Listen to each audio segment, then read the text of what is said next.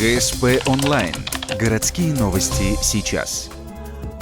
Вторник, 16:00, спортзал «Дюсш» номер 2. Тренировка женской команды по волейболу. На днях девушки вернулись из Воркуты. В заполярном городе прошло первенство республики по волейболу. 3 дня спортсменки из Ухты, Воркуты, Ускулома и Ижмы сражались за золото. Участвовали девушки 2001-2002 годов рождения. Как признается тренер нашей команды, в прошлом году волейболистки уже встречались со своими соперницами. Задача – превзойти собственный результат. Мы 4 года играем этой командой. В том году мы играли, средний возраст был 2000-2001, и мы были на год моложе и стали третьими.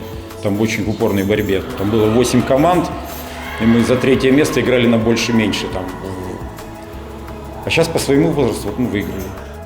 Среди ухтинских девочек в матчах отличилась Виталия Козлова. Девочка занимается спортом уже 6 лет. Спортсменка хорошо проявила себя и помогла команде. Наши волейболистки, не проиграв ни одной встречи, одержали уверенную победу. В награду медали и кубок. Следующая дата в спортивном календаре волейболисток – городское первенство по волейболу. Оно стартует уже в конце этой недели.